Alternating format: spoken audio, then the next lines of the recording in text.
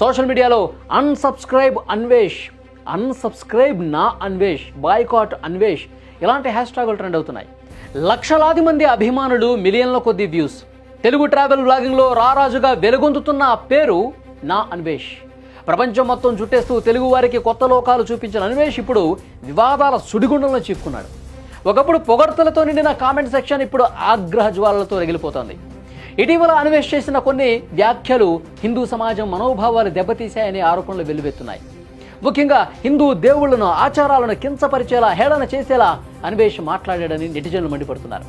మేము నిన్ను ట్రావెలర్గా చూశాం, కానీ నువ్వు మా ధర్మాన్ని అవమానిస్తే సహించేది లేదు అంటూ సోషల్ మీడియాలో హిందువులు గళం విప్పుతున్నారు.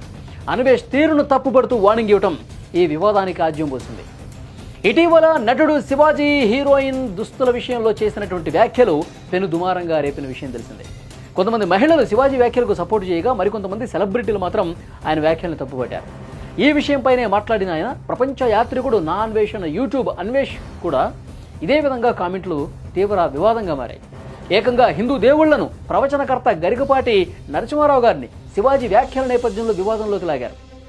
శివాజీ వ్యాఖ్యల్ని పూర్తిగా యూట్యూబర్ తప్పుపట్టాడు.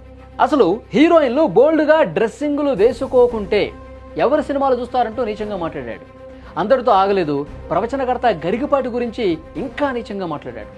రామాయణం, మహాభారతం గురించి కూడా మాట్లాడతా సీతమ్మ తల్లి, ద్రౌపది గురించి కూడా చాలా జుగుప్సాకరంగా మాట్లాడాడు. ఈ వ్యాఖ్యలపై హిందూ సంఘాలు భగ్గుమన్నాయి. వెంటనే నా అన్వేషణ యూట్యూబర్ ఇండియాకు రప్పించాలంటూ హిందూ సంఘాలు పోలీసులను డిమాండ్ చేస్తున్నాయి. సోషల్ మీడియాలో తీవ్ర విమర్శలు వస్తున్నాయి.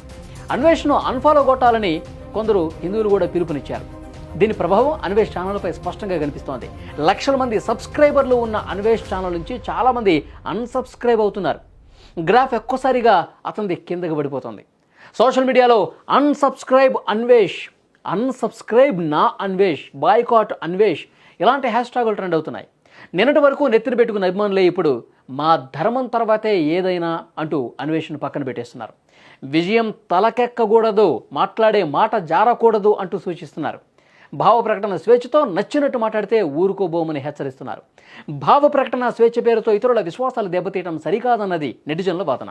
మరి ఈ వివాదం ఎంతవరకు పోతుందో చూడాలి.